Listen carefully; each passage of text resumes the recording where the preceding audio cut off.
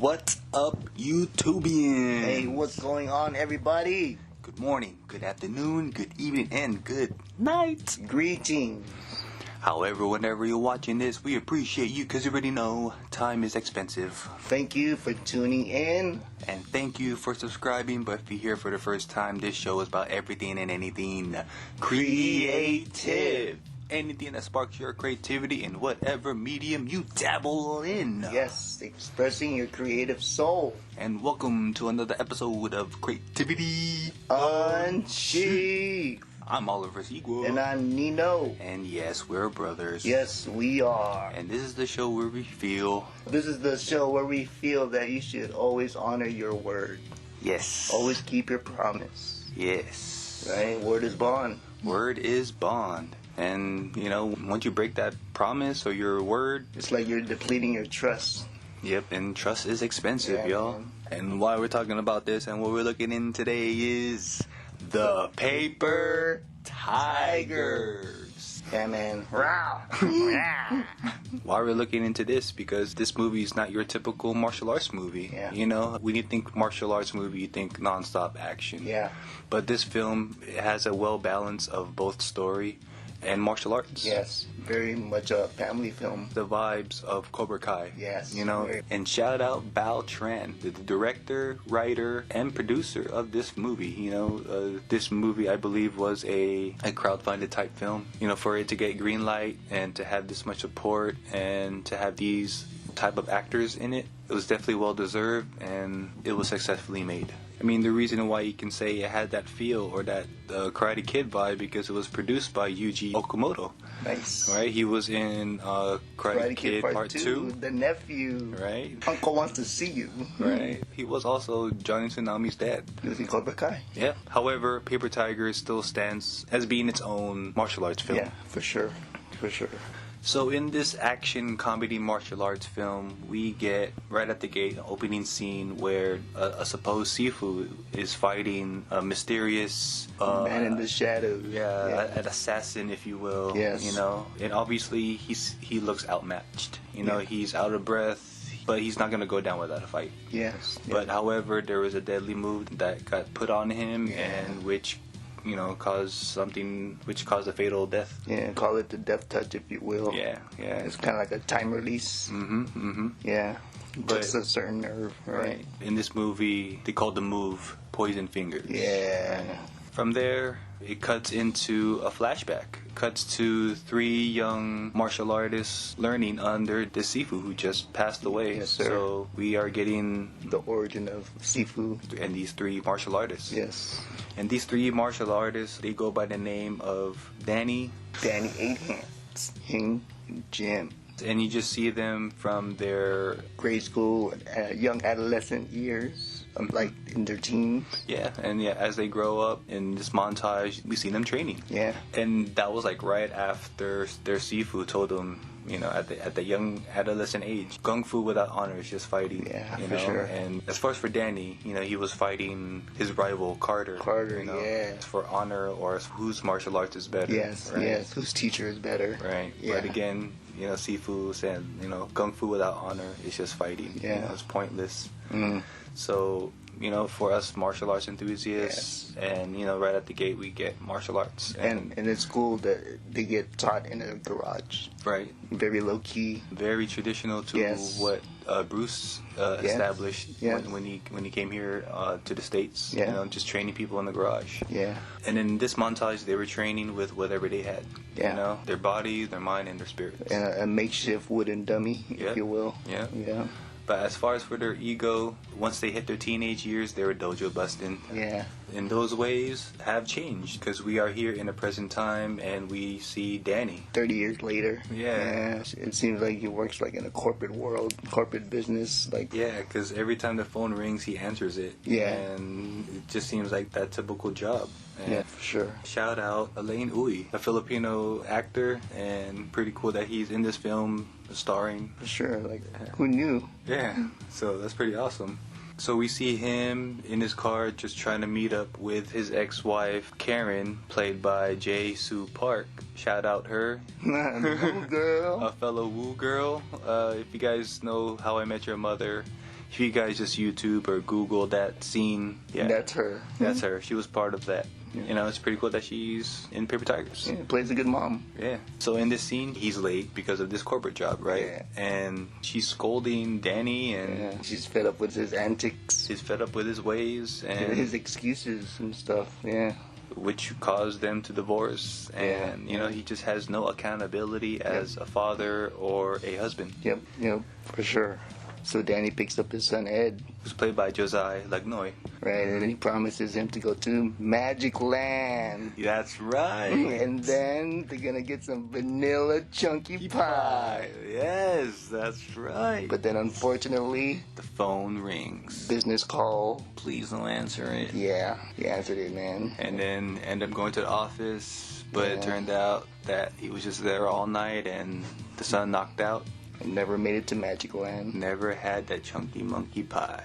Fast forward, so they end up at home, and Yeah. then he gets a visit by his fellow friend and fellow tiger, Dang. played by Ron Yuan. Ron Yuan. You know, shout out. He has an awesome career, from Faking the Funk to Birth of the Dragon to Drive to Oh, yeah. Mulan. This Oh, guy wow. has a career. You know, Fast and the Furious. yep. He's definitely putting in the work. Yes, sir. So here he plays his character Hing, and he, you know, surprises him, you know, with some martial arts technique.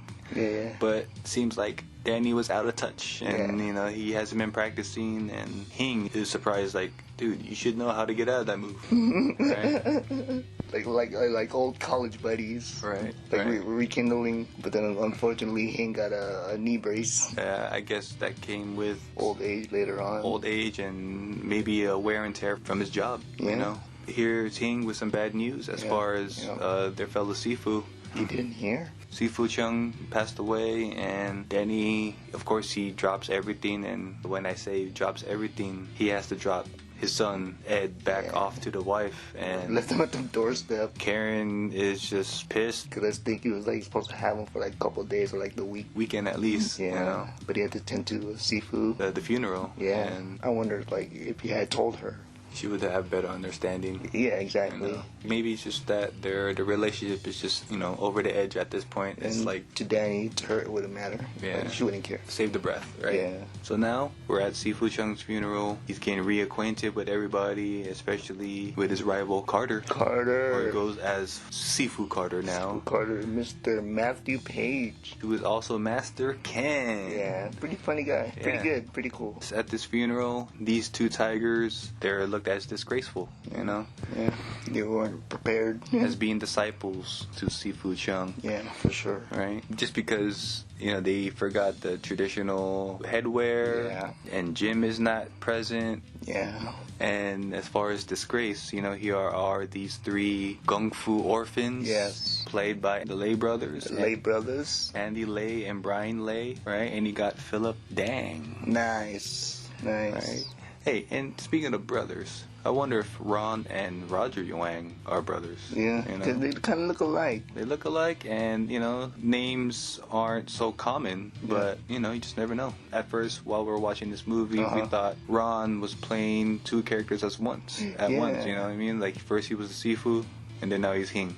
Because like he came out in the beginning opening scene, and then Yeah. like he gained weight 30 years later. So as if it still worked. Comment below. Yeah, let us know. That's awesome, though. Back to the story. These three Kung Fu orphans are being disgraceful themselves. You know, they pretending that Sifu Chung is their Sifu, and they're taking selfies. You Yeah. know, what modern kids do today, Yeah. and you know, just taking selfies and A little mockery, you know what I Yeah. mean? And how they knew the Sifu, one of the orphans worked for him, Right. At Sifu's restaurant. yeah, played by Philip Dang. Yes. At first, they wanted to learn under him. You know, have him Sifu teach them, but denied it. Yeah. And that could be Paper Tigers Part 2, Maybe. right? Like their story. That'd be cool. So the story continues where Danny and Hing are trying to find answers Yeah. as far as who killed their Sifu. Yeah. This leads to an alleyway where Sifu died, and they're trying to figure out how it went down Yeah, and yeah. Find any evidence. right, Yeah. anything that could lead to some answers. Yeah. And And maybe that door was the back door of the restaurant where they No. take breaks. Yeah, as they're doing that, and then here's one of the Gung Fu orphans, played by Philip, about to take a smoke break, and then when Philip noticed them two, he and just ran. Hing and Danny try to run after him, but of course, showing their age and showing that they're out of shape, that they don't practice their Gung Fu. They didn't make it 10 feet. Nope, Yeah. not even. They say, "Oh man, he's fast," but they're just there, laying on the floor, and the story continues where it leads to Carter School. Yeah, Hing and Danny go over there to find answers. More answers as far as where these kids possibly Hanging out. where they do their Gung Fu. Yeah, surprising enough, Carter knows. Like, he knows the grapevine. Yeah, maybe because they try to go there and try to train under Yeah, them. that.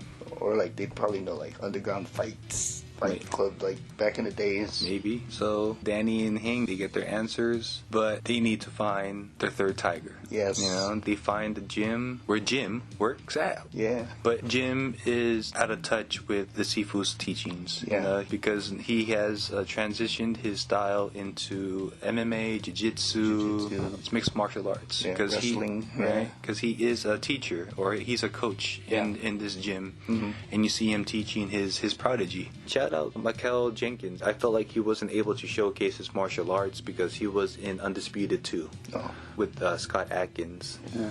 and Lateef Crowder. yeah, they're both in that movie, so Nice. given his character switched to jiu-jitsu, you know, I feel like he could have had more of a showcase. Yeah. He didn't really show it against Carter. No, but, you know, shout out Mikhail anyways, just for his feature in this film, and we're definitely going to look into Undisputed 2 in the Yes, future. Definitely. Fast forward, Hing and Danny, they're seeing these guys train, and they're overlooking this one guy and commenting how weak his kick is. Yeah, Hing was critiquing it. Right. Like, it doesn't sound sharp. Right. It sounds flat. But Hing's commentary is annoying the coach, and Yeah, he's like, yeah. "Do you have anal blindness?" Kung and, Fu Panda. and then Hing is like, "Yeah, his kick is too fat. It has to have more sharp sound, Yeah. like a whipping sound. Yeah. You gotta hit Come it on then, show me that. And then Hing tries to demonstrate, but with his bad knee." yeah, They couldn't support him, and he just collapsed. And fucked up his knee even more. right, and you have the coach laughing at him, and Yeah. the whole gym pretty much laughing at him. yeah.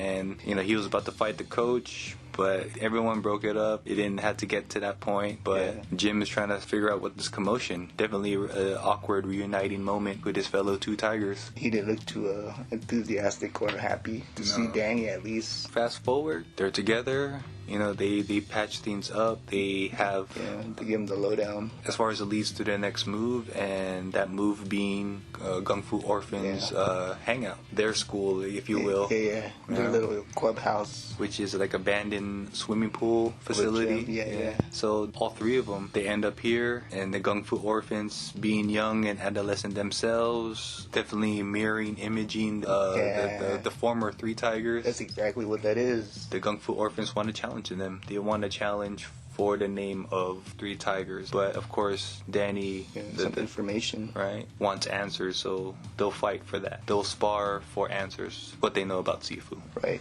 And definitely shout out Andy and Brian Lay in this movie, or in this Yeah. scene particularly, because of their journey. You know, Yes. their journey for themselves as martial artists and their fame. How you got discovered, man? Shout out to the Lay brothers. We discovered them through their YouTube channel, Martial Yeah. Club, and you know, the videos and homages that they do towards Kung Fu classic, man. right Kung Fu Yeah. cinema, and you know, and you just see the love that they have for these films and just martial arts. Yeah, and like some of their films, kind of like a lot of Jackie Chan in it. For which sure. They actually worked with them. Yeah, that's pretty cool. Like That's awesome too. right, Andy like get to do some katas, or got to do some movements with him. Yeah. That was pretty cool. And they were able to work with Michelle Yeoh. Yeah, dude. And Everything Everywhere all at once. And Brian has his own movie too. Yeah, and I mean, and he got to collab with their fellow mate D.Y. Sao, right? And I believe it was Sword Master. I believe it was like a Muay Thai type film. Right. Brian was playing a villain, I believe. Oh, that's So pretty cool. seeing them on Ridiculousness, especially, Yeah. you know, where they're sweeping. Sweeping the front, the driveway. Yeah. But in a martial arts way. Yeah, right. Because they did comparison, a regular kid from a martial arts kid Yeah, dude. doing chores, and then it made it on ridiculousness. Right, Just doing what you love, man. Just, yeah, it's great. right. It'll lead you to places you never thought you'd take you. So back to this movie, they go through their rounds. They each fight each other. Danny goes up against Philip, then Hing goes up against Andy, and then Jim goes up against Brian. Yeah. But as far as for Danny, you just really see how out of shape he is and how out of touch he is with his martial arts.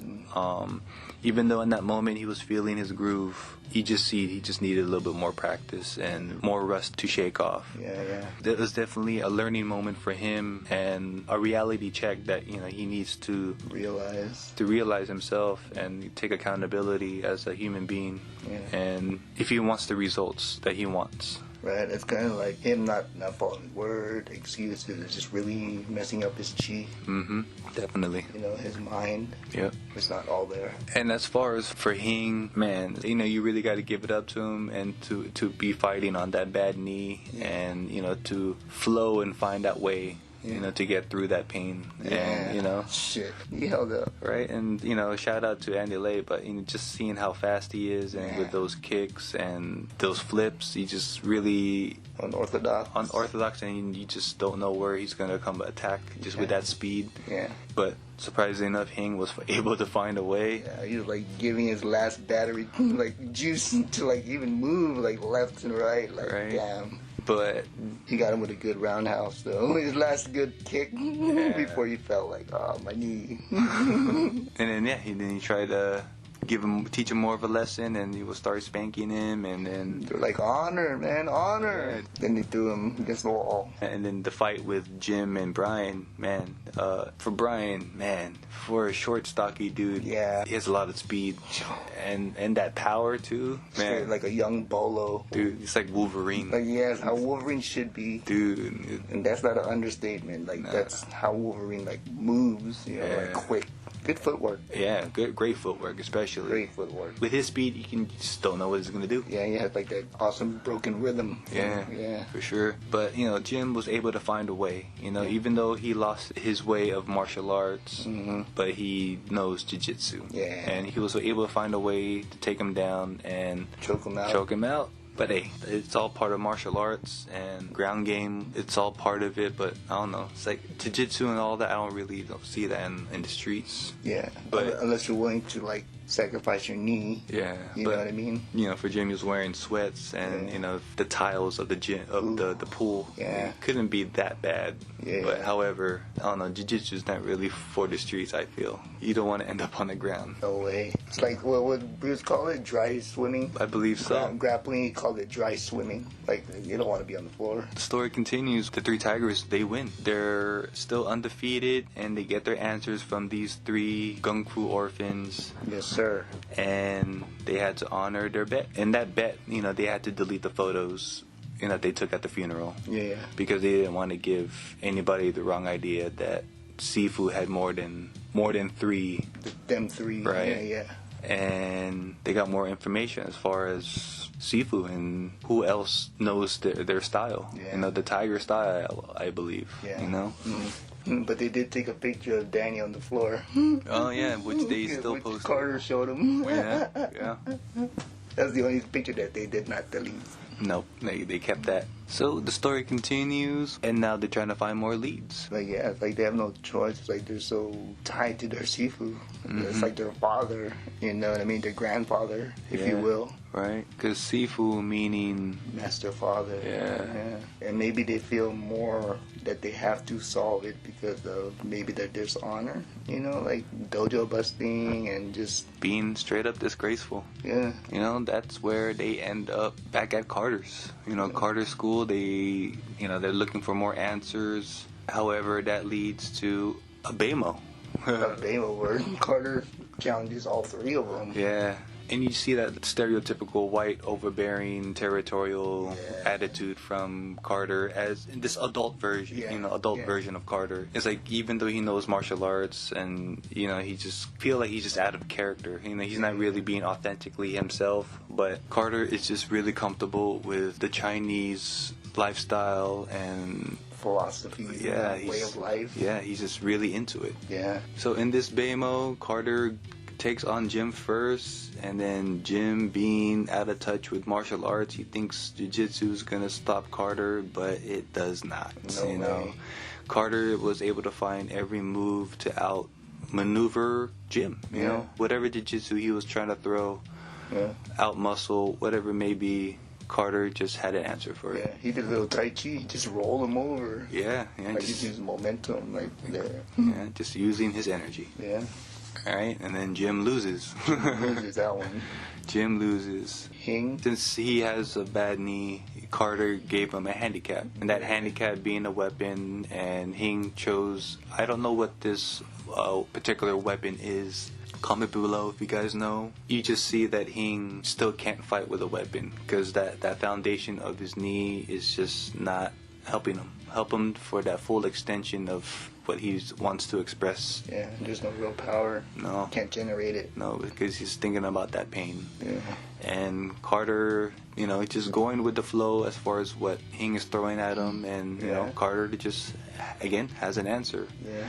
He found a way to beat him, and Mocked him. yeah, took his toupee, you know, and which we all finally reveal that it's a toupee, but it's obvious that it is, and Yeah. Hing was always trying to play it off that it's not, and but you know, his ego got destroyed, and Carter now, kept it as a souvenir. Right. Souvenir. and then now he gets to fight Danny, you know, his rival, and Oh, man. you know, Danny was relearning the way, he was relearning how to get back into that flow state, Yeah. you know, by just simply breathing and meditating and being in that moment where he can slow down time. Yeah. And he almost had it, you know, he just couldn't focus. You know, he just lost focus throughout that fight with Carter, and Carter beat him. You know, he Yeah. finally beat his rival. He knocked him out, you know, he had him held him against like looked like a makeshift wooden dummy. Yeah, with the pads. Yeah. Ironically, like in the video, Yeah. smashed his head against the wall. Oh, yeah. So it's like Yeah. Full circle. full circle, revenge, karma, whatever it may be. It's like Carter never let go of that. Yeah. Those days, like I'm gonna get you one day, motherfucker. Yeah. But he never let go of that. For sure. Ironically, learning martial arts, right? Supposed to Wu Wei, let it, Let go and just let it be. Yeah. But the gang, he just held on to it. yeah, and then here is his Sifu, and you know, scolding Carter, and then he lets go of Danny, but Danny was just knocked out. Yeah. And then what he comes to after getting acupuncture, I believe it was, when he came to still try to get answers, and which they did, you know, Yeah. as far as where this possible assassin may be, Yeah. you know, where he works out, and go to this place. Track him down. Listen for the sound, according to Hing. Right, and you know, this gym just really seemed really dark, dingy. Which was an underground gym, right? Right. Yeah. Maybe these are all assassins. Yeah. Right. Who knows? Or like hardcore fight clubbers. Yeah, like whatever these people are training in here for, but they eventually find their suspect with the sound. You know, Hing was able to notice it first. Jim was skeptical. You know, what am I supposed to hear for? Yeah. But then when he stopped, like the sound stopped him. Yeah. You know, to the point he was like, whoa. Yeah. And then Danny heard it from Yeah. afar himself. You know, he was in the middle of the room where just that snapping, whipping noise caught his attention, and they found the person. Yeah. And shout out Ken Kitagawa, Ken Kitagawa. Nice. who also was the fight choreographer for this film, because there's some behind the scenes where you just see him doing the choreography. Oh, nice. Yeah, so shout out to Ken. Oh, yeah. Well done. Man, that's like zero body Look like fat. AI. But hey, dude, shout out, you put in the work. Whatever diet you're on, man, you need to write a book. You need to come out with a book in English and Tagalog, man. Yeah. Story continues. You know, the three tigers, they follow this assassin, and this assassin is, you know, riding a bike, and they're following him in a minivan. For real. And he has to do a 3-point turn. Just keep up with him. Man. Total dad moment. And then they end up at this restaurant. The assassin, you know, he's given the coordinates where he has to end up at and the target that he has to take out. The three tigers follow him into this restaurant. And in this restaurant, we get a special appearance by Yuji Okamoto himself. he's serving the three tigers and this big party, and within this big party you see the target that Ken has to take out. So Ken the assassin hanging at the bar, scoping out, waiting for his moment, and that moment being where the target goes into the bathroom, where he has to go eat it. Eat it being pee-pee, and pee-pee means Sisi. Story continues. You know, Hing is pretending to eat it. You know, he's pretending to go pee-pee, and he's just overhearing this conversation that's about to go down. And Ken the assassin finds his target, pretends to know him or whatever may be his acting skills, and gives him the death touch or the poison fingers. And by that noise, by that snapping sound, Hing knows it himself. A time release eventually for this victim, because as he got back to the table, the heart attack happened. You know, it shocked all three tigers. You know, Hing didn't need to tell them. They already knew, especially Danny. And Hing telling them that he is a Kung Fu assassin. Oh, man. That he's behind Sifu's death, and that they need to get him. They need to avenge their Sifu's death right now, then and there, at that moment. But they didn't know how to defend the death touch. No way. They've been out of touch with their martial arts for how long? They don't know how to defend that. So I wonder if Sifu Chung, is that what comes out of this teaching, right? The death touch, had they just kept going with it? Maybe, you know, Ken being that skilled in martial arts, like he just, you know, leveled up so fast that he knew it. You know, he knew that touch, and it came down to that moment where the three tigers confronted this Kung Fu assassin, and it just comes down to ego. There's a saying as far as there can only be one tiger on the mountain. Ken wanted to be the lone one. You know, he wanted to be the lone tiger on that mountain, and that's why he took out Sifu. You know, he just challenged him. And he showed the brand that he has. Yeah, maybe there was a hit on Sifu. Yeah. Right? Maybe Ken became part of that clan way before. Who knows? Yeah, could be. Who knows? And they sent Ken as an undercover, right, as student, disciple, and just to learn such move, you know, and take him out. Right. So that ego, wanting to be that lone tiger on that mountain, this assassin challenged all three of them to a Beimo, especially Danny, because they're the only two that have the marking. Yeah. At this point, Danny was surprised that he has that marking, because there's only one who can enter the clan, and now there's more reasons for Danny to fight, and especially to honor his Sifu. So, you know, this Beimo is about to go down, but saved by the phone, saved by the ring. But this time it wasn't a corporate call, it was his ex-wife, Karen. But after that phone call, they still have to honor that Beimo. And Ken the assassin offers to meet at the boardwalk or by the docks, you know, whatever it may be. You know, they have to continue the Beimo there. From that point on, the three tigers, they have the discussion as far as, are they going to do it? Yeah. And Hing is the only one that's honoring that wants to, because he wants to offer Sifu Chung, and the fact that this assassin is killing people with their martial art can continue to the wrong hand. Yeah. So from there, Jim and Danny, they don't want to. You know, they don't want to die. They have lives they still want to live. Yeah. And Danny, being a father, he has a kid to think about. Just not young anymore. You know what I mean? But Hing throwing out that he hasn't won any Father of the Year awards, and he's not an honorable dad, you know, to be thinking about, you know, Ed, his son, like that. So, you know, that's really selfish as far as just Danny as a human being, because he just lost touch of his accountability and honor. And, you know, and then Hing just walks off, gives them the bird, and, you know, just walks off. Maybe go train or what, but, you know, it looked like he was going to prepare for that fight against the assassin. And Jim and Danny are just left with that thought and go about the final decision. Yeah. But, you know, the story continues where Danny meant to go pick up his son Ed, but then he's nowhere to be found, and then he just sees a fight going down, and then when he notices is that it's Ed, his son, you know, being bullied, being pummeled on by this this 12-year-old. No, he was too big to be in 12-year-old, but 8th grader. But Danny stops it, but it stops there before it can escalate even more, and then They get burgers.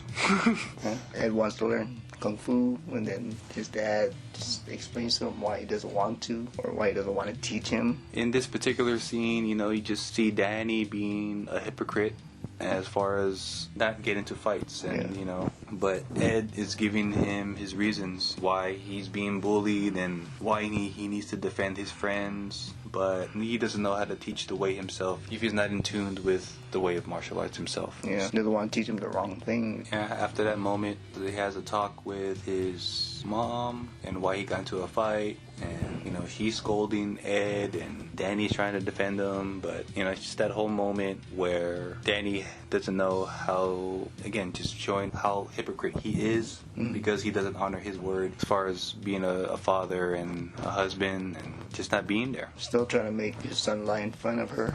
Yeah. You know what I mean? But then, you know, just telling him to honor, you know, his mom and not lie and stuff. But Karen, she can't believe what she's hearing, and, you know, she doesn't want to hear it no more. You know, she's just done with it at this point. And fast forward to Hing, you know, honoring that fight, honoring the meetup against the assassin. You know, he goes there and tries to fight him, but unfortunately he couldn't withstand it, obviously. You know, with that bad knee, you didn't expect him to last. And he gets dropped off in front of the doorstep at Carter's school. Oh, man. Right, and then takes him in, you know, heals him up, and then he calls Danny. You know, Danny, while he was, you know, talking to Karen, and again, she's just annoyed with that phone ringing. Yeah. But then, again, I just wonder if she would understand more, you know, if why this phone call is happening. Yeah. You know, if she knew about Hing and the Sifu. But at this point, the story has to continue because there is a note, you know, left on Hing, given that they have to meet up on the roof. Yeah, thank God he didn't give him the pointing fingers. Definitely, you know, he was already suffering enough with that knee, and I guess enough was enough, and he didn't have to do that. However, you know, the fight has to continue with the two remaining tigers, and they have to meet up for the rooftop fight. Oh. You know, as they're heading their way there, you know, Danny calls Karen one last time, you know, gives her the heart-to-heart, and he wants that phone call with his son and to say goodnight, and you know, just to hear his voice, because he's about to get into a fight and he doesn't know if he'll get out of it alive, but he just wants to have that moment with his son. And the final words. Right. Hold up an O in your hand and then close it too. You can't see it no more. Yeah. And then, you know, ball up your fist and bend your thumb, as if you're holding quarters, if you will. Yeah, but he said use it only when you need to. Yeah, especially that. Yeah. Story continues. We're on the rooftop. You know, the fight's about to go down, and Danny doesn't realize how out of shape he is because, you know, this is, 3 rounds? 3 minutes each. 3 minutes each, and the loser gets thrown over the ledge, the roof. Yeah, and which both of them have to go over, and Danny agrees. And Danny chose to fight for both of them since they're both branded disciples. True, you know what I mean? True. And then each round, I don't know, it's weird. So each round is for each person. Like, I don't know, like... Maybe like the last round of the tiebreaker. Because in this fight, you really see that Danny is definitely out of shape. However, he takes the time to meditate, to do his breathing exercises in that first round. Yeah. But then, you know, the assassin's not there attacking. You know, so I don't recall the rules as far as what each round does. But yeah, I mean, Danny was able to utilize that time to do his meditations, his breathing exercises. Like that one round, he's just sitting there. Yeah, but the fight continues. Danny is doing his best to hold up. Ken is just way too fast, way too strong, and doing 2-finger push-ups. Yeah, but Danny's just doing his best to fight him, and Jim gives him like a placebo to make him think he's fighting better. But then when he found out that it was just a placebo or it was just sugar tablets, he knew that he had to really focus now, and he had to really hone in the martial arts way, and he was able to focus, you know, to the point where he was, you know, slowing down the time, able to, you know, go toe-to-toe with Ken in this round and hip-tossing him. He was avoiding his punches, you know, he was really flowing. Yeah, really utilizing Ken's energy, and then Ken was able to find a way, and then he was about to do the death touch, but Danny slowing down time, seeing it coming, he was able to, you know, spin out the way to do a spinning back elbow, which connects and hits Ken in the head, in the face area, He And tried to get stabbed with the poison fingers. yeah, on the shoulders, Yeah. but it didn't phase him. Yeah. Cannon's about to attack again, but then Danny was able to slow down time, and he was able to do a Wing Chun Tang Sao type maneuver and just toss his Ken against the wall, Yeah. or Kind of like a freight. whatever it may Yeah. be, and I guess it just paralyzes Ken because he can't move, he can't talk, Crippled him. right? But hey, Danny Eight Hands prevails. Danny Eight Hands, the legend continues. Yeah. He is undefeated. Paper Tigers are undefeated. Legend continues for all three of them. Hell yeah. Danny survives. He gets to see his son. And he leaves the mountain to this Kung Fu assassin because if he wants it that bad, he can have it. He knows what he's done, and he's going to live with that. And it leads to a dim sum party. Yeah. Right? It cuts to the Paper Tigers celebrating at the same restaurant. Yes. Yuji Okamoto, noticing them, and he wants to be part of their crew, because he Yeah. knows karate, Yeah. If And- you need a fourth tiger, Right. I know a little bit karate. right? And then what did Hing say after that? The three tigers and the Karate Kid. Huh, what do you think about that, huh? Oh, yeah. That's a good nod. All right, that was pretty cool nod. And from there, they're enjoying their dim sum because it's on the house. It's on Yuji's character, Wing. It's on him. And from there, it seems like Hing and Jim are at the same facility. Maybe like a YMCA, it may Yes. seem like. Yeah. Hing is giving out free medical advice, To the elders. elderly. And then Jim is teaching jiu-jitsu type Yeah. maneuvers. To kids, yeah. Yeah. To anyone. Who wants to learn. And then Danny, he's teaching his son in the garage, Yeah. and just seeing the ways that his Sifu taught him, and the shrine, the shrine of Sifu Chang, and just the ribbons flowing in the air, and it's a nice send off as far as what this movie symbolizes and the teachings, and It's like yin yang in full circle. Yeah. Minus the opening scene, but they open up with the same training sequence. right, it ends how it started, Yeah, and for sure. how it goes on to the next generation to generation, and that the teachings go on, Pass it down. kind of goes with that Bruce Lee quote or that saying, Instead of buying kids something that they never had, I'd rather teach them something they never learned. there we go. Without the fighting, that's what really martial arts is. The spiritual aspect and philosophy that makes it martial arts. Yeah, you don't always have to fight, if you can walk away, walk away. And if you think about the physical stuff, it's just exercise for your body. Instead of lifting weights, you're just conditioning it. Yeah, exactly. And the whole meditations that Danny was demonstrating, like the more you dive into that, you don't want to fight. Yeah. The more you realize how dangerous of a weapon you are, and Capable of. right, and that's what the art is, self-defense. You don't always have to fight, but of when you need to use it, just that self-control and discipline, it's all part of martial arts. Not just knowing techniques and how to kick ass. Yeah. It's more of the way of self. And self-defense is like a mental health, you know what I mean? Oh yeah, that's definitely part of it, It's like you gotta filter out the toxic stuff. Yeah. Qigong meditations, that's all part of it, It helps cycle out those thoughts and those poisons that's been embedded in our minds from other people and outside noises. Yeah. And, for those who practice it, hey, kudos and, keep going. Yeah, for But, sure. And like in this movie, as well as, Karate Kid, you always see two sides to the same. Those who are really about it and those who are trying too hard to be about it. You know what I mean? Hence, Matthew Page character, Yeah, Carter. Carter, He, exactly. he loves it. He's about it, but he's just doing too much about it. Yeah, exactly. There's a natural way of going about it. Yeah, and exactly. as the individual, because that's why we're individuals. Right. Two sides to the same coin, but then the bottom line is self-control. Yeah, You know what I mean? definitely.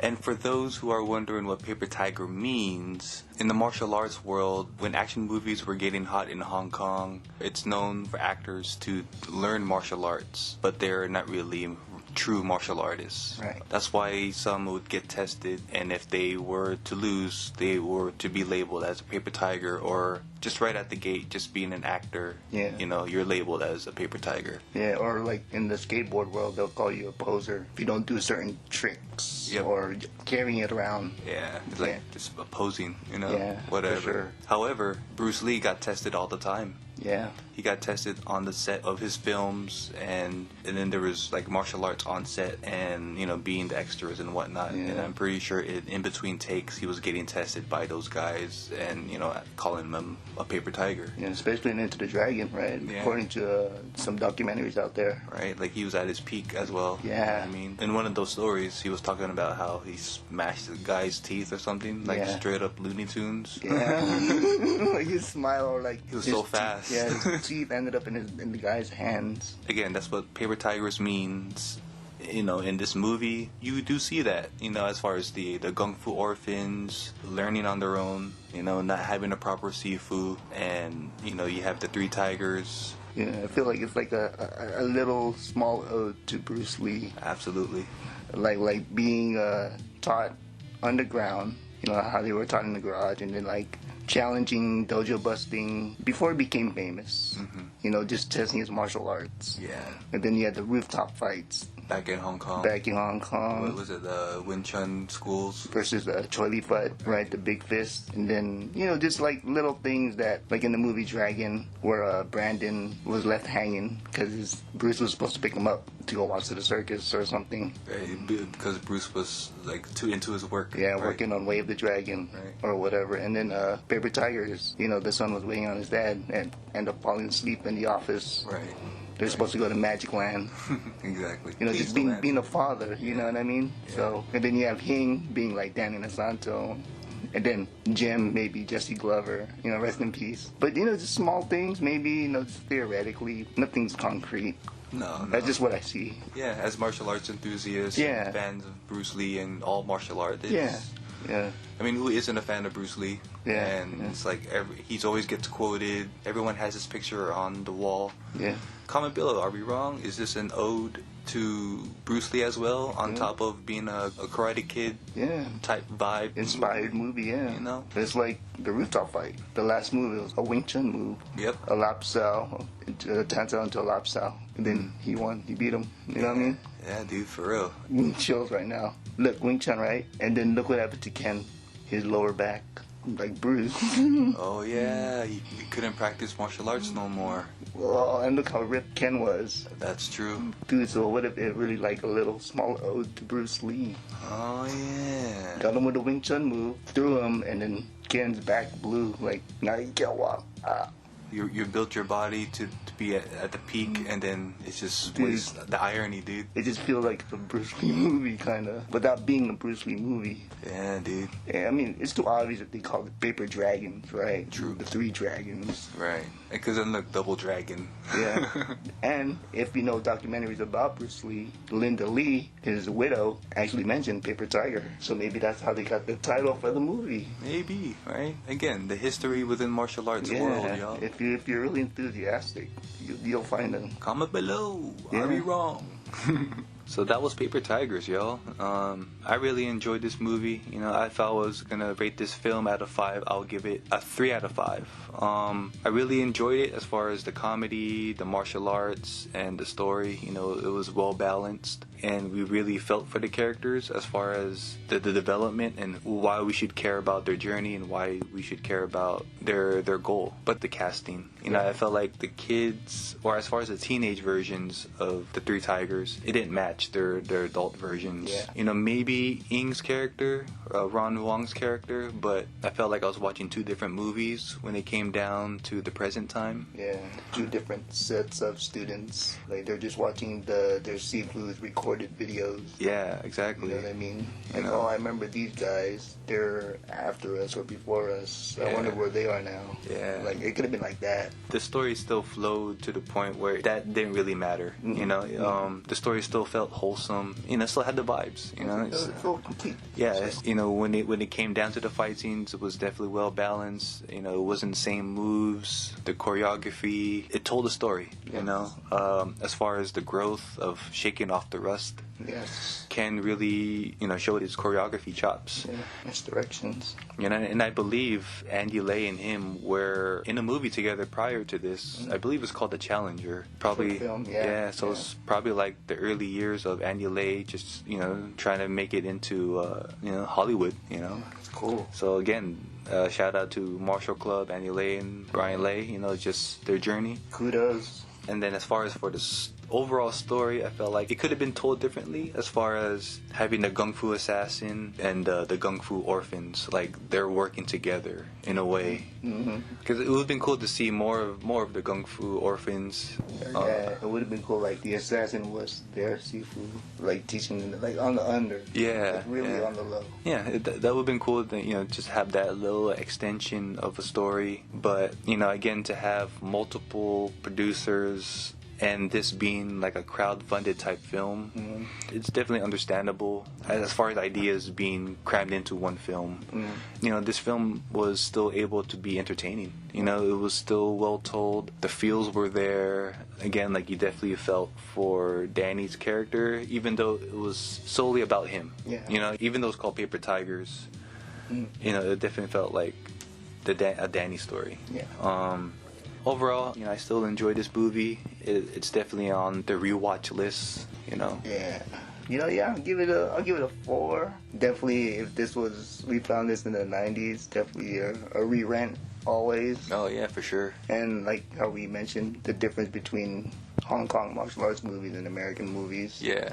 It wasn't full on all the time martial arts. Like watching this, I would rent it a lot. Just knowing the montage, the martial arts, the fight scenes. They didn't really get into the marriage aspect of it, which is good. It didn't drag on to that. It was really just martial arts. Yeah. Which I like. Like I could watch it over and over, like Perfect Weapon, or you know what I mean, Yeah. Rapid Fire.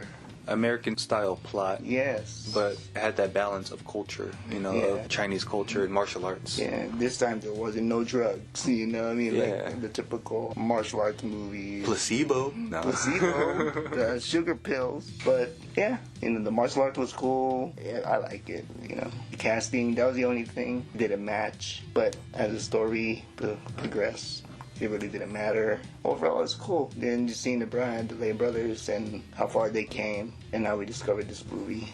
I'm glad we did. So 4 for me. Great movie. Not disappointed. Definitely recommend this film, y'all. I mean, whatever bin you guys find it in, if you can find a physical copy. But it's currently streaming on Tubi. Yeah, we probably watched 10 times already? Yeah. As far as a physical copy, I was able to save it from a Redbox. Yeah. The special features on the DVD, you get deleted scenes and, behind the making. Yeah. So, I think that's always a plus to have physical copies, y'all. So, I don't know what features will be on the actual DVD, but if you can find that, definitely save it, add it to your martial arts collection.